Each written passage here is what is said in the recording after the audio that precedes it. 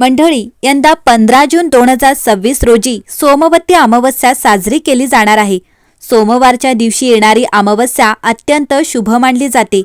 या दिवशी विवाहित महिला पतीच्या दीर्घायुष्यासाठी, उत्तम आरोग्यासाठी आणि अखंड सौभाग्यासाठी व्रत व पूजा करतात। विशेषतः पिंपळाच्या वृक्षाभोवती 108 प्रदक्षिणा घालण्याची परंपरा आहे। पिंपळामध्ये त्रिदेवांचे वास्तव्य असल्याने त्याची पूजा अत्यंत फलदायी मानली जाते।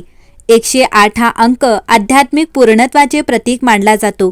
या दिवशी स्नान, दान, जप आणि उपासना केल्यास पुण्यप्राप्ती होते अशी श्रद्धा असून देशभरातील भक्त मोठ्या श्रद्धेने हे व्रत पाळतात। हिंदू धर्मग्रंथांमध्ये पिंपळाला देववृक्ष मानले गेले आहे। पिंपळाच्या मुळांमध्ये ब्रह्मदेव, खोडामध्ये भगवान विष्णू आणि शेंड्यावर भगवान शिव यांचे वास्तव्य असल्याची धार्मिक श्रद्धा आहे। त्यामुळे पिंपळाची पूजा केल्याने त्रिदेवांची कृपा प्राप्त होते आणि जीवनातील अनेक संकटे दूर होतात।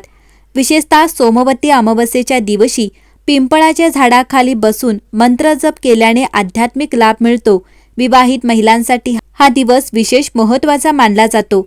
अनेक महिला सकाळी लवकर उठून स्नान करतात, स्वच्छ वस्त्रे परिधान करतात आणि पूजा साहित्य घेऊन मंदिर किंवा पिंपळाच्या वृक्षाजवळ जातात। या दिवशी श्रद्धापूर्वक व्रत आणि पूजा केल्यास योग्य जीवनसाथी प्राप्त होतो।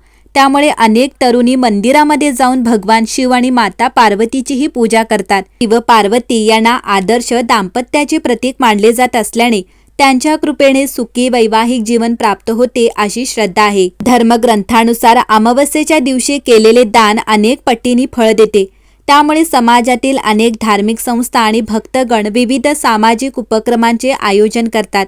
धार्मिक तज्ज्ञांच्या मते सोमवती अमावस्या ही केवळ धार्मिक परंपरा नसून कुटुंबातील नातेसंबंध दृढ करण्याचा आणि श्रद्धा जोपासण्याचा एक महत्त्वपूर्ण मार्ग आहे।